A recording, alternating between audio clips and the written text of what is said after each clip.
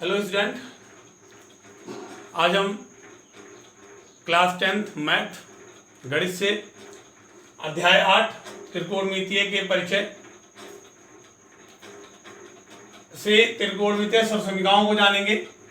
त्रिकोणमितीय सरसमीकाओं का प्रयोग एक्सरसाइज अभ्यास 8.4 में किया जाएगा।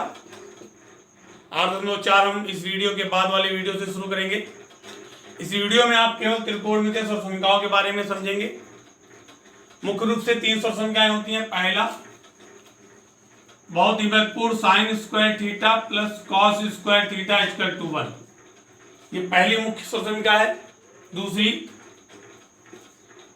1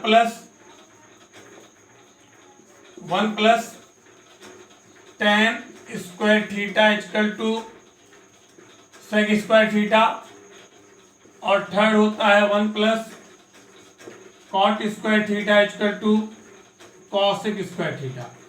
ये 3 होता है, लेकिन इन 3 से हम क्या कर सकते हैं, इन 3 से हमें और भी बनाने हैं।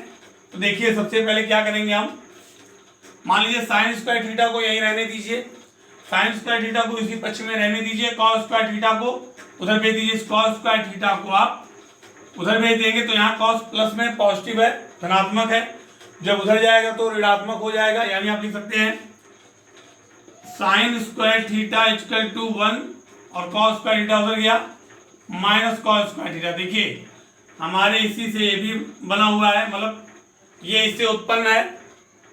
तो मेन ये है, मेन सरसमीका ये है, इससे उत्पन्न हो रही है। ठीक है, sine square theta equal to 1 minus cos square theta, या 1 minus cos square theta equal to sine square theta. आप दोनों तरफ से पढ़ सकते हैं इसको।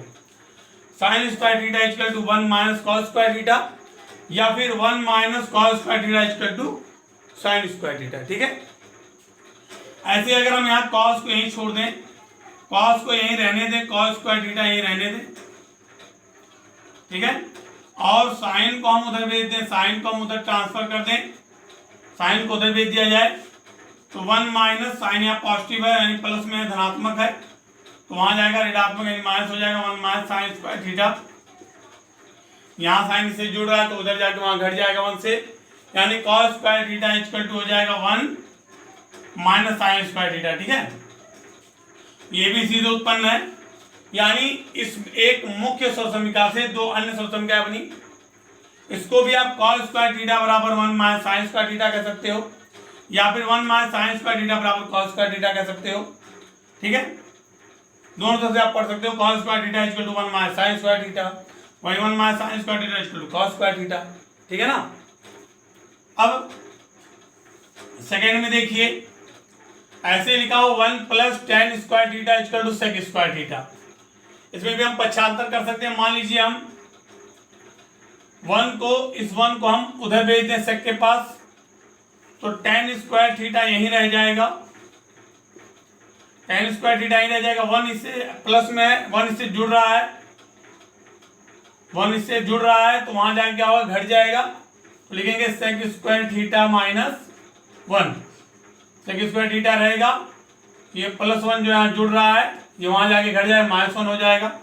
अगर हम tan को यहीं छोड़ दें, सॉरी, अगर हम 1 को यहीं छोड़ दें, 1 को यहीं छोड़ दो, तो अगर 1 को हम यहीं छोड़ देते हैं तो सेक के पास कौन जाएगा, आपकी बात, सेक स्क्वायर थीटा, और tan उधर जाएगा तो tan क्या हो जाएगा, माइनस tan स्क्वायर थीटा, तो हो जाएगा माइनस tan स्क्वायर थीटा। तो इसे आप ऐसे ही पढ़ सकते हो, tan square theta is equal to sec square theta minus 1, या फिर sec square theta minus 1 equal to tan square theta. ऐसे 1 equal to sec square theta minus tan square theta, या फिर sec square theta minus tan square theta equal to 1। तो ये दोनों तरफ से इक्वल होता है, यानी चाहे आप इसे बोल के इसे इक्वल कहिए, sec square theta minus tan square theta equal to 1, या फिर 1 equal to sec square theta minus tan square theta. ठीक है, तो इससे ये भी, ये 2 इससे बने, जैसे इससे 2 बने थे ऐसे इससे भी 2 बने। ऐसे यहां देख लीजिए, थर्ड है 1 plus cot square theta equal to cosec square theta given है। अगर हम 1 को उधर भेज दें, कॉट को यहीं रहने दीजिए, कॉट स्क्वायर थीटा यहीं रहने दीजिए, कॉसेक के पास अगर ये प्लस 1 उधर जाता है तो हो जाएगा कॉसिक स्क्वायर थीटा माइनस 1। जैसे इसका 1 उधर गया था, जैसे इसका 1 उधर गया था -1 हुआ था, ऐसे ये भी 1 उधर जाएगा -1 हो जाएगा, ये वाला बन जाएगा। ऐसे ही अगर हम 1 को यहीं रख के कॉसिक के पास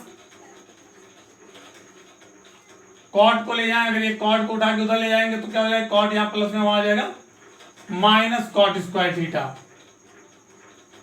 ठीक है, तो इसे हम कह सकते हैं, इसे भी ऐसे ही बोला जा सकता है दोनों तरफ से, cot square theta equal to cosec square theta -1 या cosec square theta -1 equal to cot square theta.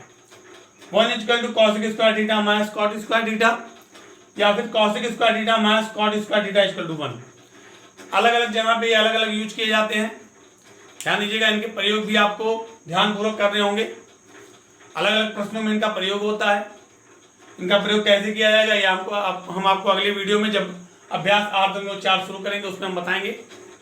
तो एक बार और देख लीजिए, तो 3, 3, 6 और 3, 9 900 संख्याएं होती है, जिसमें से 3 मेन है और 6 उनसे। तो चलिए एक बार और इसे देख लीजिए आप। जैसे लिखा हुआ है साइन स्क्वायर थीटा, बताए थे हम, sine square theta plus cos square theta equal to 1।